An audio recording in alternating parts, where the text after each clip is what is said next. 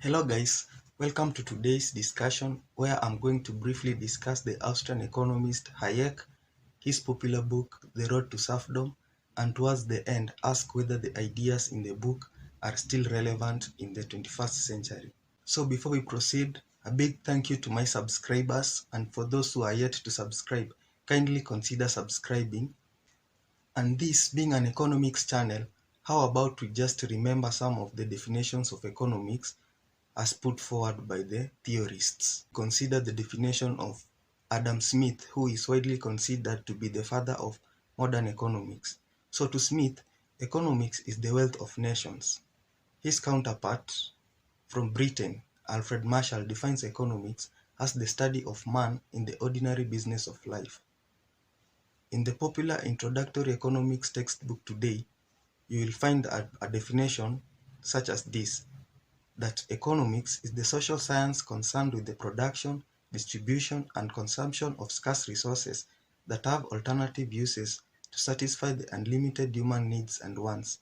So, in this introductory economics textbook, the definition is a bit technical and is full of economic jargon, but it is equally very reasonable. But for me, the definition of economics that I love is the one put forward by Alfred Marshall, that economics is the study of man in the ordinary business of life.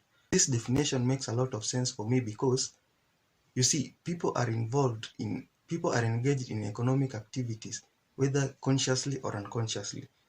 Now Hayek, there's a lot of material written about Hayek online, which is readily available if you are curious enough.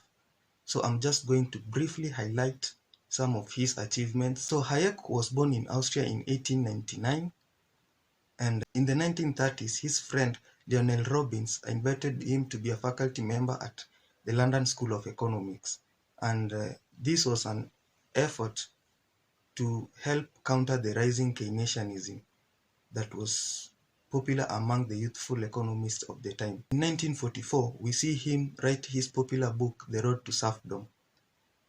So in 1974, he's been awarded the Nobel Prize in Economics just to appreciate his efforts and contributions to the free market ideology, especially that prices determine a lot about market conditions. Hayek also lived long enough to witness the collapse of communism, a form of governance that he greatly was critical of. He died in 1992. So guys, the Road to Serfdom, although it is a politics book, as the author notes in the preface to the book, we are still discussing it because it is a policy-oriented book that cuts across all the social sciences. And some of the main themes that we learn of in this book is that Hayek argues that socialist views that were present in Nazi Germany produced totalitarianism. He also argues that these socialist elements were present in Italy and Russia, which apparently were totalitarian. Hayek warns that totalitarianism is inimical to individualism, and when individualism is seriously compromised, that results to serfdom. He therefore warns the Western democracies against gravitating towards socialism or central planning. It is important to mention two of the world leaders who almost fully embraced his ideas of a small government. And these were Margaret Thatcher in Britain in 1979 and Reagan in America in 1980. However, Hayek felt that these two leaders fell short of fully embracing his idea. During this period, the two countries, that is America and Britain, monetarism was a key policy tool as put forward by Milton Friedman. And Hayek was against monetarism because he felt that monetarism had more with socialism than in a free society. As we finish the question, are the ideas in the book still relevant in today's society? Well, for me, the ideas in the book, in one aspect, they might be relevant, but in another aspect, they may not be useful.